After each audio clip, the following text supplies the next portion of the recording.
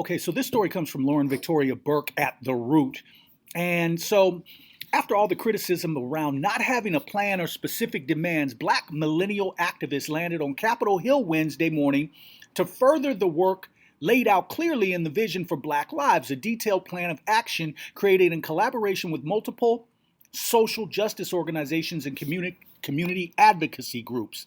The young freedom fighters and policy influencers, primarily from the Black Youth Project 100 and the National Black Justice Coalition, presented their targeted goals, asks, demands, and plans of action. Despite mainstream media being late to the table, the work is not new. It is continuing, and the results of the organization's labor has already been seen in cities across the United States. Wearing red, black, and green shirts, reading Fund Black Futures, the first Black Futures Advocacy Day left its mark on the nation.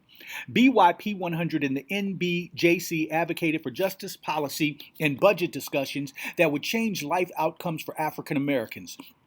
Issues around mass incarceration, healthcare, and police funding were featured by the advocates. They also focused on the importance of voter registration and education. The groups emphasized that public policy is one part of a broader strategy that will be focused on.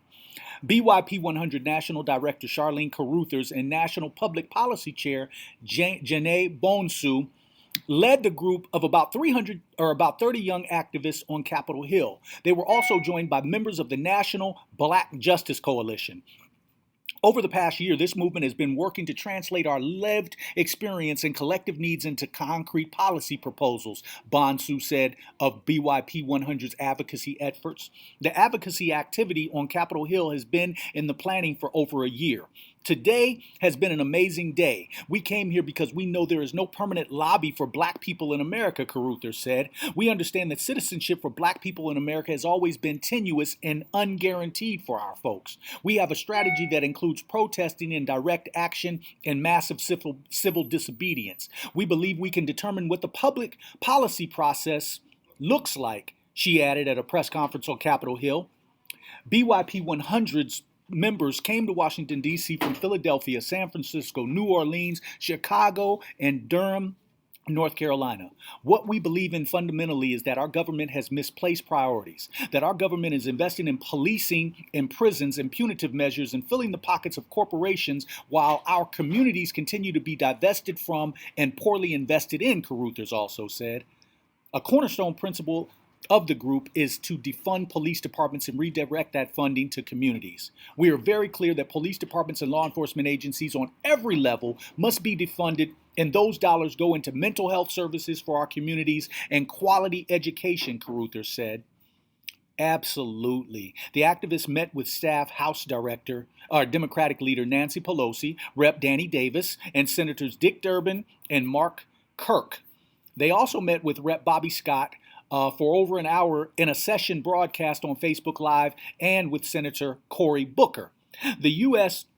is the world's biggest jailer with 2.3 million people behind bars. Even though the U.S. makes up only 5% of the world's population, the U.S. has almost 25% of the world's prisoners. There's a possibility that the House may take up a justice reform bill that includes a new mandatory penalty for cocaine laced in fentanyl, and more funding for police. BYP 100's advocates made it clear they were against the legislation. A recent study by the George Warren Brown School of Social Work at Washington University in St. Louis revealed that the cost of incarceration in the U.S. is more than $1 trillion. Wow. So there you have it. Some people stepping out there trying to make a difference in the political landscape by lobbying.